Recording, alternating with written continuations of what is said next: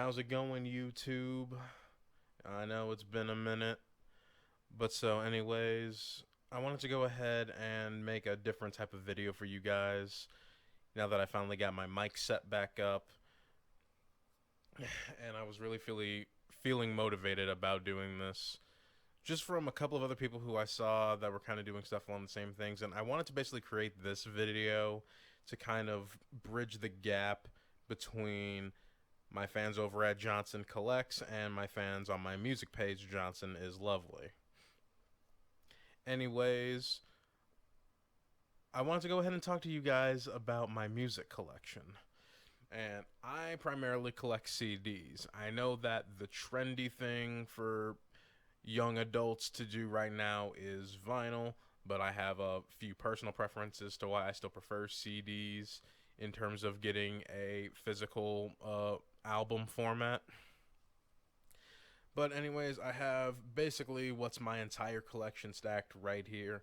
It isn't much because, unfortunately, being a kid of the late 90s, early 2000s, once physical media started to die down, my parents basically saw no reason to hold on to what they felt were those relics of the past. And they basically switched to everything all digital, but I still prefer physical media personally. But, anyways, the first album that I wanted to discuss and talk about is from my friends over at Black Rock. This is their debut LP, No Love for Black Kid. And they've actually, since the release of this physical version, they've remastered it, and that's out on all the streaming services right now. But anyways, this is just probably one of my favorite rock albums of the last decade. The guys really put their all into this. I actually got to help them make some of their demos, like all the way back in 2016, and it was just very surprising and wonderful to hear the full project come together. Funny story, I actually wound up with two copies of the record. I remember I went to their album release party up in Chicago, and so I was talking to their manager, a mutual friend of ours. His name's Hudson. And so I was like, "Hey, man, let me get a copy of the band." I was like, "Cool, that'll be $5." I hand him a 10, and he wasn't expecting me to actually carry cash. He was just credit card swiping people. He didn't have a cash box, so I just took two copies of the album because I love it that much. And I actually got Gardner and Miles to sign the disc. I couldn't find Danny or Austin after the show, and asked them to. Maybe the next time I see the band, I'll bring this. Hopefully, I'll have this with me. But anyways, I mean, obviously, you can't go through owning certain albums at this point in your in life without people talking just about the essentials, and I can already feel the comment section raging about me holding up this album in particular and deeming it as an essential. But I love the Beatles. I love Abbey Road, and so it is what it is. This next project is from an independent artist that I've been following for quite some time. His name is Russell, but back then when he released this project, he was formerly known as Pride. This is his R&B album Loverboy. Came out, I want to say 2016 was when this project came out. Maybe early 2017 now that I think about it. But yeah, I really enjoy this one. This is probably a top 5 of last decade for me, the 2010s.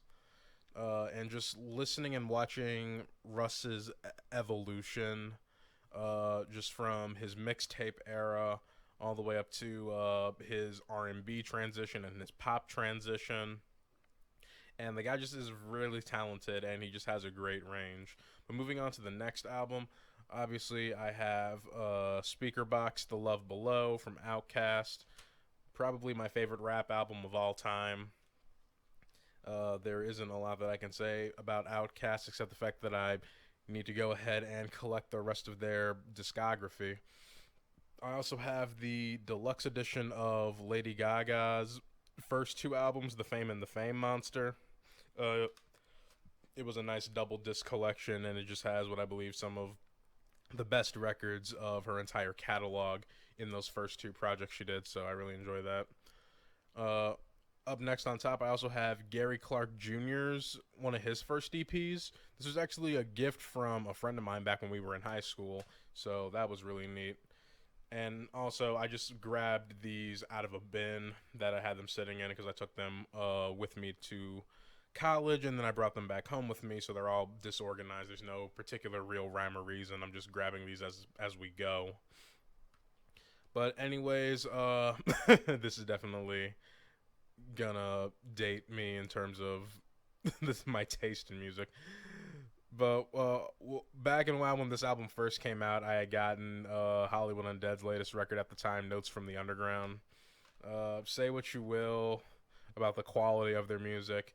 My friends was like were listening to it, so I, whether ironically or unironically, I also listened to it with them, and there were some things off of that stuff that I used to like. I also have De La Soul's last album and The Anonymous Nobody. I actually got this one for myself, and then I also gifted a second copy of this to a family member of mine for Christmas one year. And that was crazy trying to track down two copies of that album. But luckily, since I was in such a big area, it was a little bit. I had a lot more luck than I probably should have. And keeping up with that same style of hip hop as it was like with another hip hop group, I have a Tribe Called Quest's last album. We got it from here. Thank you for your service. Really enjoyed that. A lot of bittersweet moments was like with with the loss of Phife Dawg, but yeah, great album. I highly recommend that you guys check it out. Up next in this stack is actually the Hamilton mixtape. And I had actually picked that up without having any context for what the musical was or what it was going to be.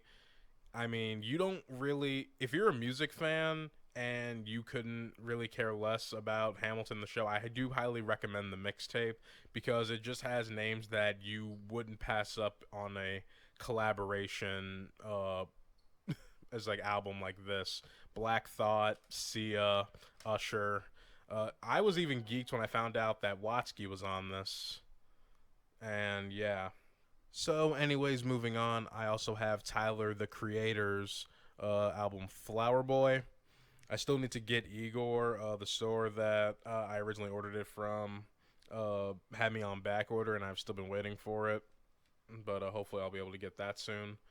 Also, just in this random stack, J. Cole's 2014 Forest Hills Drive. People have their opinions one way or the other of where they think is where the high points and the low points of J. Cole's discography. So anyways, with these next three records, obviously, another essential artist in Michael Jackson. These are the ones that I personally prefer out of his legendary catalog. Dangerous is probably my favorite one out of all of them. I just feel like that one is a lot closer at home with hip-hop than pop music. And if any of you agree with any of my takes, feel free to let me know in the comments below. If you disagree, also feel to let me know down in the comments. Grabbing a few more discs here. I also have None Shall Pass by Aesop Rock. No, not Rocky. I can't believe I still have to explain that to certain people in 2020. But anyways, when it comes to this album, funny story about it, I actually bought it. I've been holding it upside down this entire time. Goodness gracious. But yeah, anyways, I actually wound up with this album on accident because I mispurchased it, believing that it was this album, The Impossible Kid, which is my favorite project from Rock. And he also the CD came packaged with this really awesome poster. I love the artwork on this. And like, yeah, it's got all the lyrics printed on the back of it for all of the songs. So yeah, that's just a really cool piece to have. And then obviously we're getting into more of the essentials.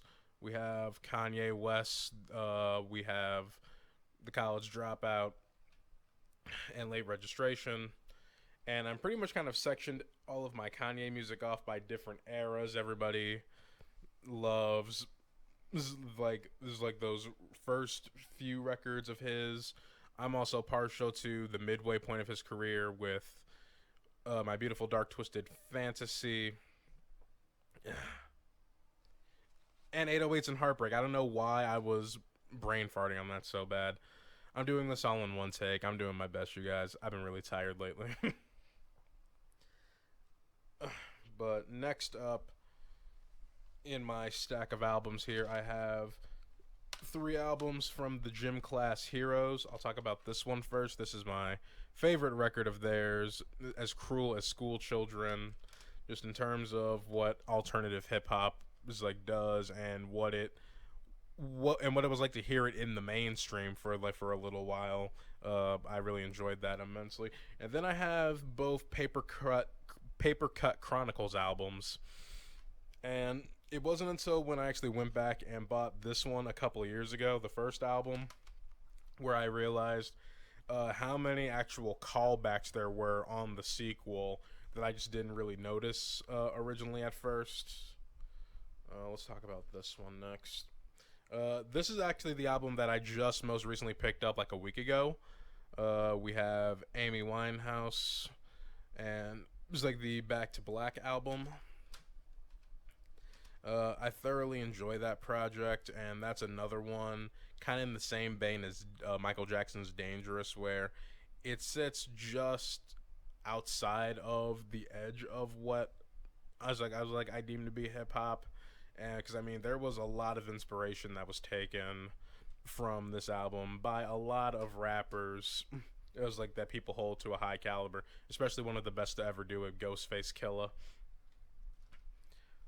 I also have Too Weird to Live, Too Rare to Die by Panic at the Disco. This is one that's grown on me. I feel like it's their album that's aged the best out of everything in the band's catalog, and it was also just pretty much the last project I thoroughly enjoyed, especially since it was the end of what I call the Spencer Smith era of the band, because he shortly left thereafter. We'll go ahead and talk about, this is like one of my personal essentials that not everybody else has to have, but I do, and that is my Linkin Park collection. I've been a lifetime fan of this band, and I've supported pretty much every album release in the band's catalog. I still don't own their last 2 full LPs, The Hunting Party and One More Light. But for the sake of remembering and honoring Chester's legacy in music, I definitely need to go back and track down those 2. I mean, I even really enjoyed Living Things, their 5th studio album. I feel like with the band's reputation of always diverting away from that core new metal sound and experimenting off into a more industrial and electronic ideas, Living Things is probably the one that holds up the best. I feel like that's the album that they nailed a lot of the concepts they wanted to explore. But yeah, no, I also want to find their remixed albums, Reanimation and Recharged, because I actually really enjoyed Recharged when I actually go back and I look at some of the artists that they collaborated with on that album. Pusha T, the other guys from Fort Minor. It's really good all together. Anyways, next up I have some albums by the Gorillaz. These are just the ones that I enjoyed more so than anything else, especially in that midway point in their lull period. I know a lot of people are fond of Plastic Beach. I personally am not, but I also just really dig the artwork that they were able to do on that project. I might check out their latest one. What was that? The Bye Bye Now. I really like the Tony Stanza record on that one. Anyways, we got just some more hip hop classics. Uh, these are the only two Jay Z records that I have, just because I mean we had some, we lost some.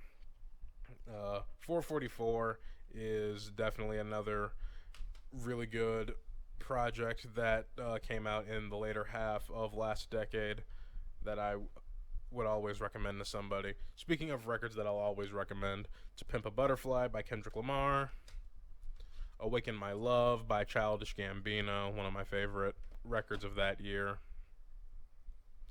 One of my favorite artists of all times, so I have his greatest hits record, Elton John.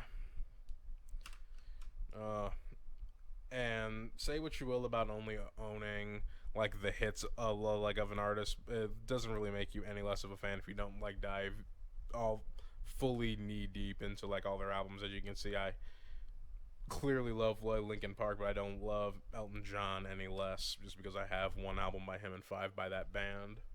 Obviously another classic record, The Miseducation of Lauryn Hill, another hip hop essential for a lot of music enthusiasts out there.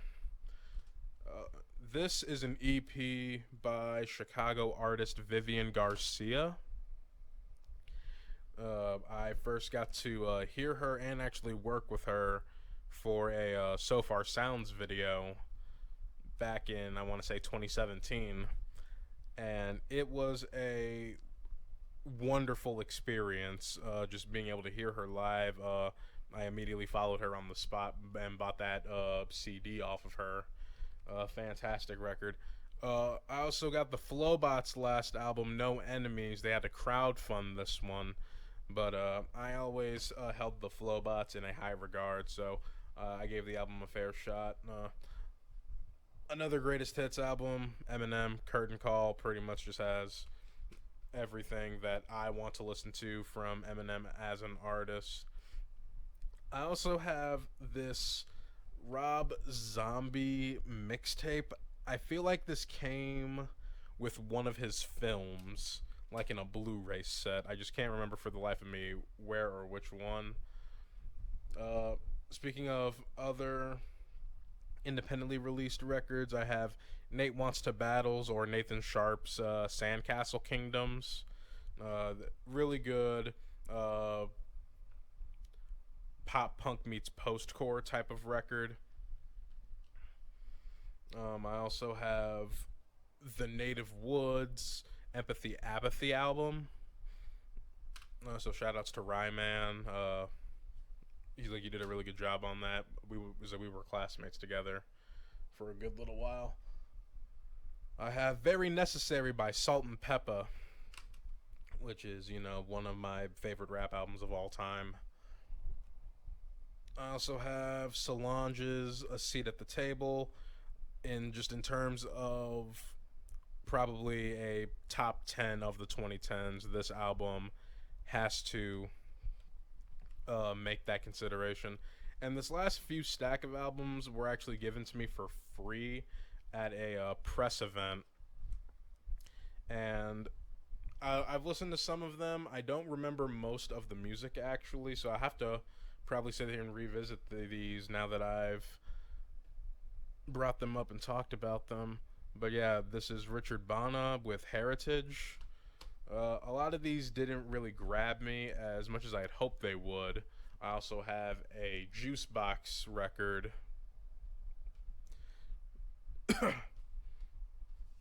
But yeah, there's also Apollo Brown and Skyzoo with The Easy Truth. I'll say the artwork on this one was also really well done. And then the last album I'll talk about is Ruthie Foster. But this is pretty much my entire CD collection. And as you can see, it's almost kind of overtaken my desk and my camera space. But anyways, what are some of your guys' favorite albums I also will link in the description my playlist for my favorite songs of the year so far, so you guys can check those out and have some new tunes to listen to. Some of the artists that were featured in this stack here will usually you'll recognize some names.